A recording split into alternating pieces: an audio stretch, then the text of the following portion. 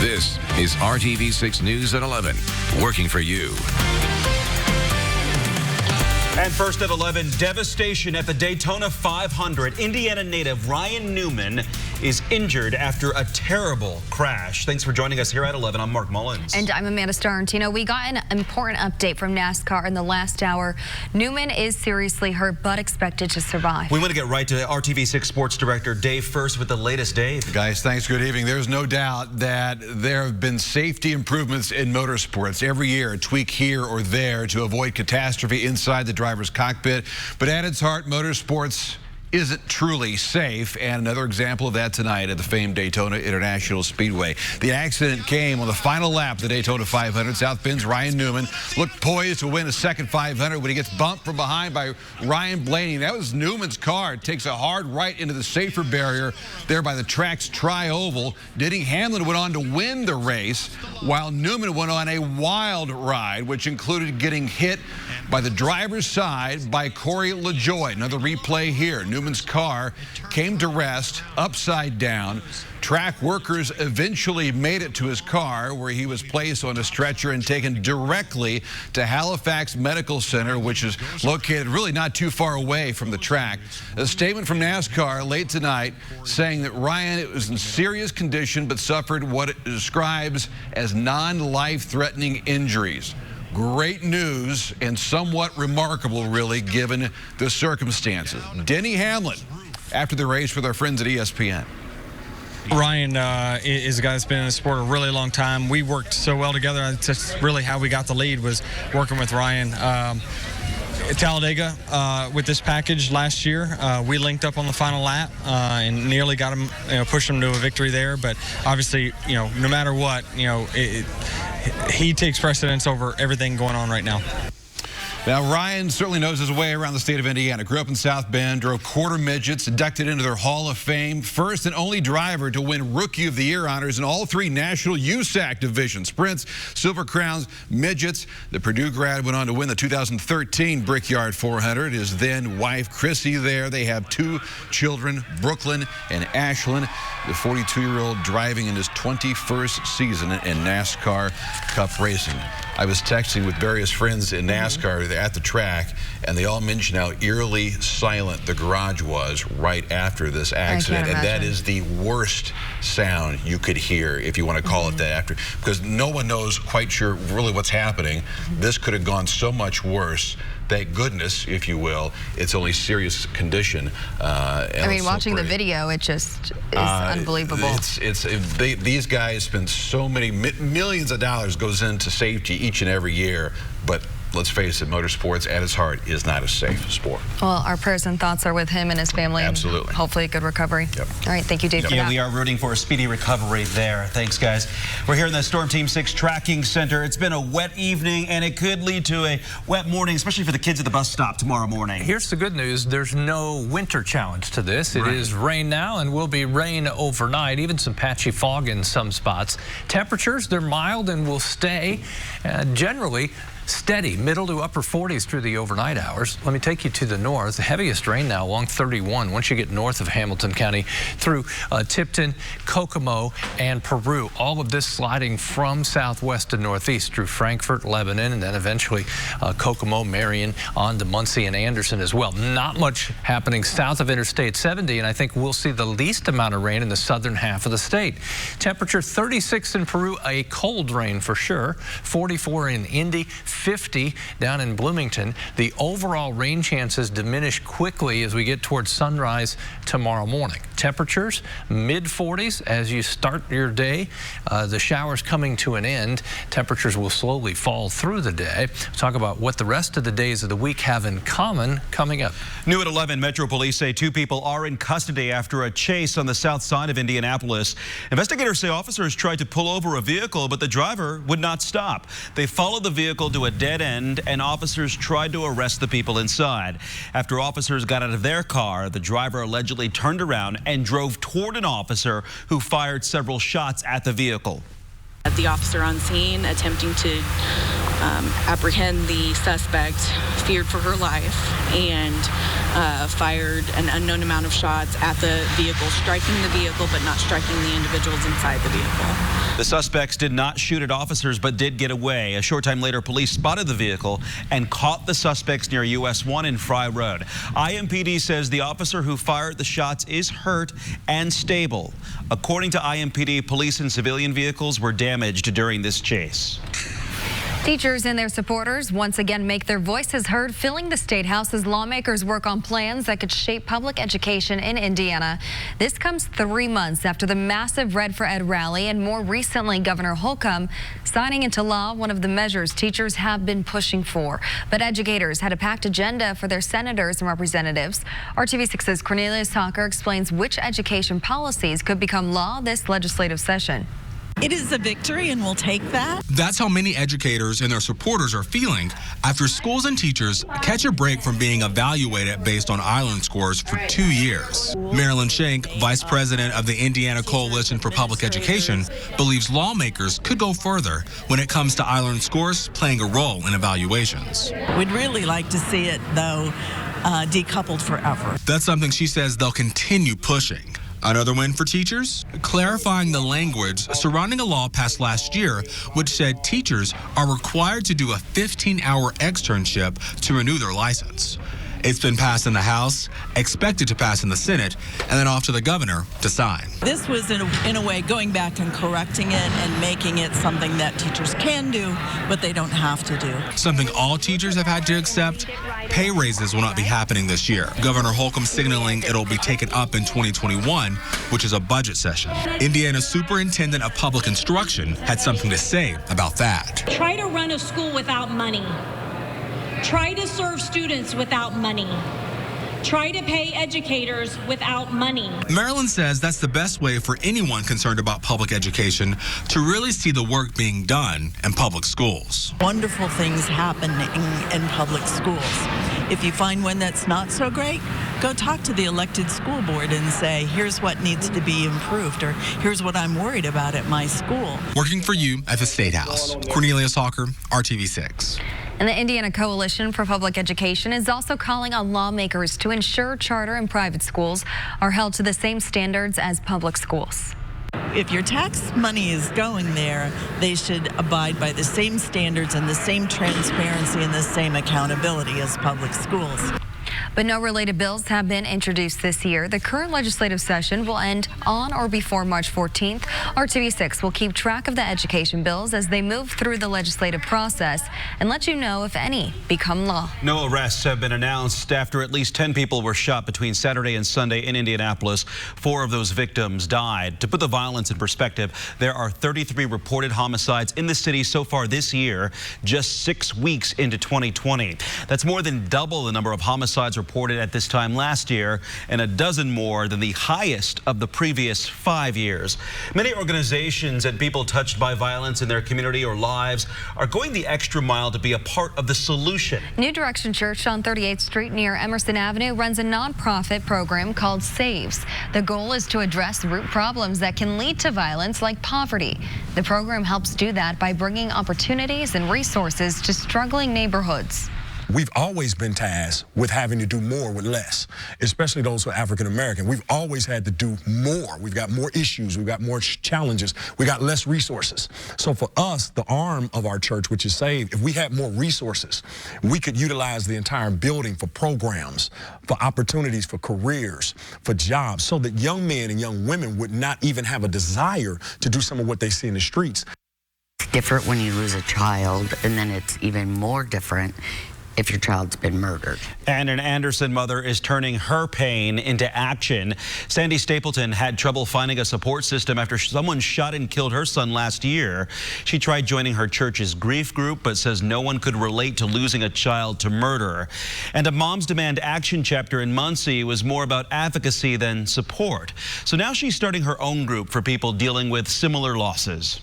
To just lend an ear, a shoulder to cry on if they need it, for resources if they need help in other areas. The group is called Tommy's Voice in honor of Stapleton's son. Meetings are scheduled for the third Thursday of every month. For more information, go to theindychannel.com and click on this story. An Indiana mother whose son died in a farming accident is turning to social media to spread a message. Like many other farmers, Colton had the mindset that something like being engulfed in a grain bin could never possibly happen to him. Anita Howard posted this video online yesterday. Her 18-year-old son died in a grain bin accident in November near Terre Haute. She hopes to share her son's story at the National FFA convention this year. Howard spoke to RTV6 via FaceTime about her mission. A split decision claimed his life and is gone forever. You know, I don't want that to happen to another farmer. I don't want another farmer's family to go through the grief that we're going through. Bargersville firefighters say they continually train for grain bin rescues and update their equipment. New Ad 11 residents fighting for the future of their neighborhood made their voices heard tonight. We first told you about this issue last week. Some people who live in Riverside on the near west side of Indianapolis want a damaged dam rebuilt. They say having the dam in the exact same spot is important to maintain the water levels at Lake Indy, and they say that lake is a crucial part of plans to redevelop the area. Citizens Energy agrees that the flow of the river is too shallow in areas that require more depth, but the company says it's too expensive to rebuild a dam in the same location. The two sides met tonight. They're talking about putting the river up by the dam up by 30th Street. That's not going to help Riverside. And Riverside, when I was a young man, I used to swim in that, what they called the Indy pool back then. My mother used to take us down there to that pool and we'd go swimming. It's not going to be there if they don't put the dam in the right place. We've come up with an option in Riverside Park that will restore part of Lake Indy as well as the boat ramp in Lake Indy. The reason why we can't put this rock ramp at the Emmericksville Dam site is it would cost about $20 million. Citizen says it is not allowed to build structures for recreational purposes, only for water supply purposes, and it must be built at the lowest possible cost. Well, last week officials told RTV6 the plan is still in the very early stages, and officials are still listening to feedback. Tomorrow you have another chance to weigh in on proposed public bus route changes set to start in June. A meeting starts at 5:30 tomorrow evening at Indigo's headquarters on West Washington Street. The agency says feedback will be considered before a final proposal is introduced on February 27th. Coming up, how a special program is helping high school students balance school activities and preparing for the workforce. They put drugs in a cupcake. She ate it for the attempt to take her kid. A mother and daughter are accused of using a tainted cupcake in a scheme to steal a baby. Why other women are now saying it could have been them. 2020 Ultima. This is RTV6 News at 11, working for you. A Colorado woman is accused of going to great lengths to kidnap a baby, and she's due in court tomorrow. And it may not be the first time she tried to steal a child. 38-year-old Juliet Parker posed as a photographer and posted an ad on Facebook for a free photo shoot. Well, during a free session in Washington State, investigators say Parker and her 16-year-old daughter offered the victim a cupcake. After eating it, she became ill and disoriented. Basically, she was drugged. They put drugs in a cupcake. She ate it for the attempt to take her kid. She wanted a girl, and she wanted him 5 weeks and younger so she could raise it herself, take it out of state, and pretend it was a newborn of her own. The victim says Parker wiped her fingerprints off everything she touched. She also allegedly took selfies with the woman's baby and stole her house keys. Now more mothers are coming forward saying they responded to the same Facebook post. I'm really, really upset and scared because she had my address and she's been in my home. A little bit different situation that definitely could have been me, and it just kind of puts me on edge a little bit. It makes me want to be more protective of my children. Parker is out on bond. Detectives are looking into other mothers that she may have contacted. More than a dozen Americans believed to be infected with the coronavirus are back in the U.S. at this hour. They were stuck aboard a cruise ship in Japan. ABC's Trevor Alt reports those passengers are now under quarantine while health officials work to stop the spread of the virus worldwide.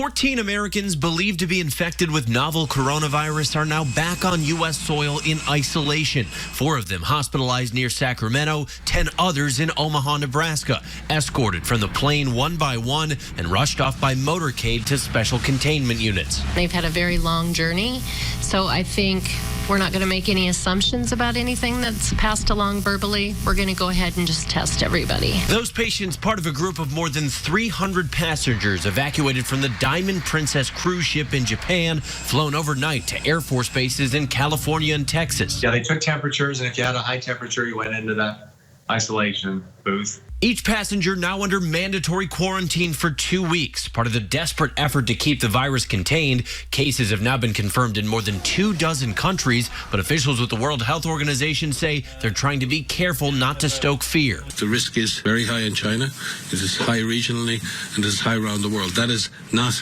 the risk is high of a pandemic. The risk is high that the disease may spread further. Trevor Ault, ABC News, New York. Central Mississippi is dealing with flooding tonight, but it's not as bad as predicted. Last week, emergency officials forecasted that the Pearl River would crest at 38 feet. But today, the governor shared some good news. The crest is not quite as high as projected, but flooding is still widespread and hundreds of homes have flood damage. More rain is expected this week. And of course, we've got rain in our forecast too over the next few hours and through the night. But nothing heavy, and of course, we've had a little break, and after this rain, it will be dry for about 4 days in a row, so that's something to look forward to. Well, I mentioned some patchy fog overnight. Behind the area of rain is where the visibilities may drop. You can see over in Illinois, they've got some issues with fog, but 2.5 mile visibility in Lafayette. It's rain that's keeping the fog away north of Indy toward Peru for now. Temperatures, 40 degrees in Tipton. Lafayette, Peru, you're kind of by yourself there with temperatures in the 30s at this hour. The warmth to the south, 50 in Bloomington and Bedford, well above the average high for this time of year. Temperatures will not change much tonight. Pretty much draw a line, Terre Haute to Indy to Muncie. That's where the heavier rain has been this evening. Most areas under 1/4 inch, but if you're watching in Kokomo right now, between Kokomo and Peru, rain coming down pretty good. At least it's on the move. It will cut through Greentown over toward Marion and from Peru over to Huntington as it continues its march to the north and east. Where will it be in the morning? When we wake up, I think the focus will have shifted into the southern portion of the state and continue to push away. That's not to say we won't have other light showers, but kind of the organized widespread rain will push into southeast Indiana and then start to exit. 1/4 inch or less of additional rainfall. Of course, you're getting the heavier rainfall right now, so we're talking after that ends. Temperatures tomorrow morning, don't dress for the mild conditions that you'll wake up to.